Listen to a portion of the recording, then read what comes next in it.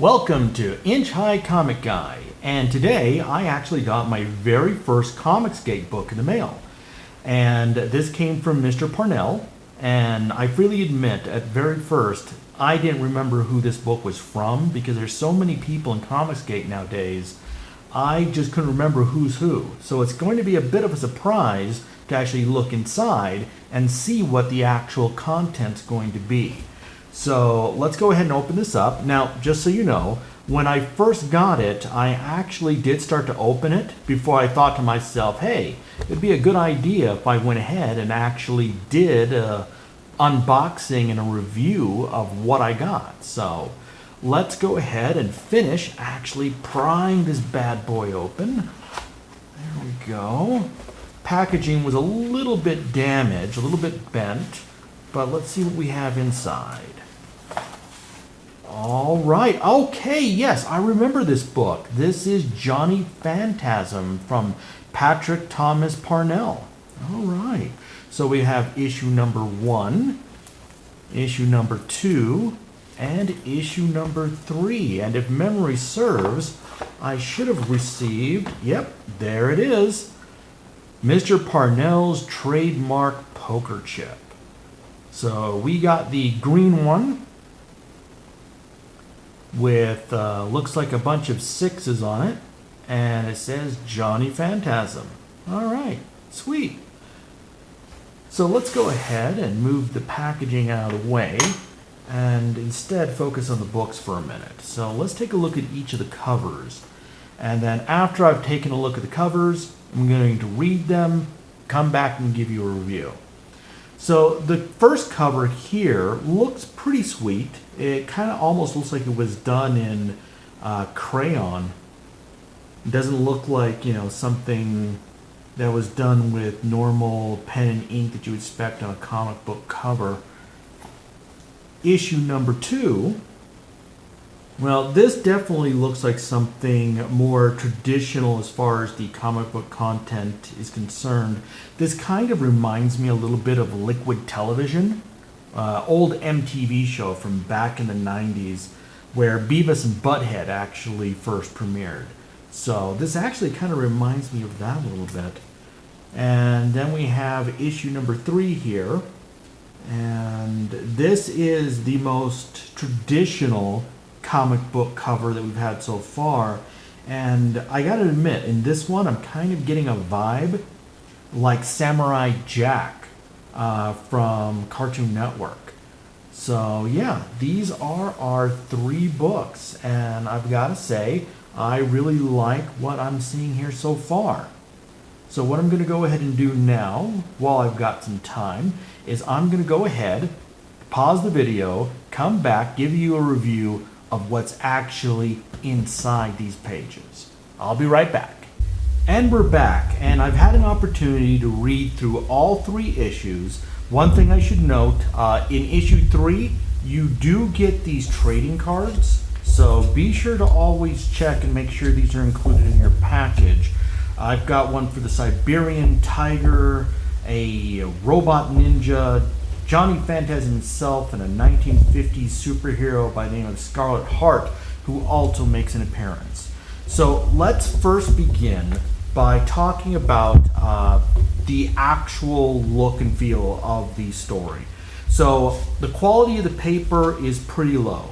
This looks like bleached 30-pound newsprint. So this is very much consistent with a comic book that you would have gotten from the 1980s, early 1990s from DC or Marvel. So the quality of the material is poor. However, the artwork is wonderful. It's a wonderful stylized look that definitely gives you a sense of, you see a little bit of Todd McFarlane. It actually reminds me a lot of the Max, which was also an early book released from Image Comics in the second wave. So that's what I feel most as far as the artwork is concerned, and that is definitely a compliment. The character Johnny Phantasm himself, he's kind of like Ghost Rider meets Deadpool meets The Mask. So that's what I'm getting. As far as the negatives, however, while the artwork is wonderful and the story concept and idea are really engaging, and I definitely did enjoy myself while reading the story, this feels like a web comic that got itself made into a print comic. As you read through that, you'll see that instead of going normally like you would in a comic book, up and down, left to right, it is left and right across 2 pages for much of the book. Almost the entire thing is told in a series of flashbacks, but those flashbacks are in disjointed chapters where the narrator constantly changes. At first it's Johnny Phantasm, and then it's some Russian guy, and then it's some wizards. So it's constantly changing. Because the narration of the story is changing so often, it makes it hard to follow what's going on. And at times, Johnny feels like a guest star in his own book.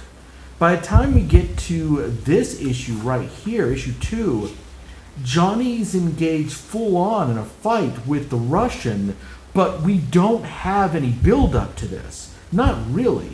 Therefore, there's no emotional kick or payoff to what this fight is about. I mean, it's beautifully done. Look at this artwork. This is really cool looking. And the Russian hits Johnny so bad, he actually goes back to being human. So it's kind of cool. But I don't feel anything because we didn't take the story steps necessary to get here. That's actually my biggest fault with this entire book series, is that it's only 3 books long.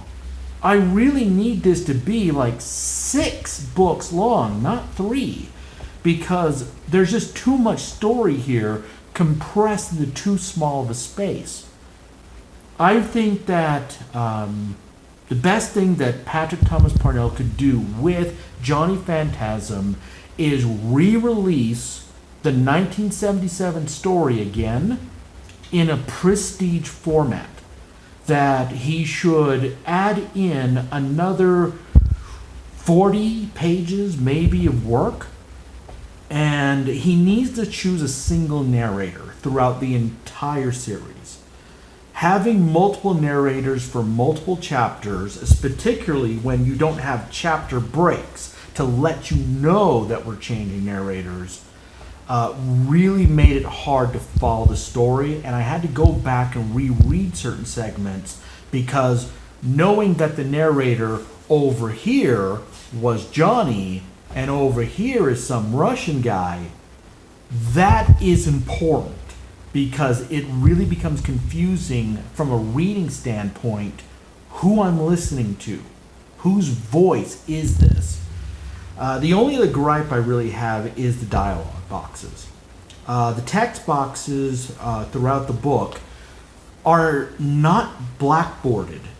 You notice all the internal dialogue and monologuing has black borders around the boxes, but the dialogue balloons have none of that. And I don't know about other people, but I personally have always had a pet peeve about that particular style choice from artists. I never liked not having borders around my dialogue balloons. So I really think that that is something in the future that they should amend, because it just doesn't work for me. And that's the only other real negative thing that I have to say.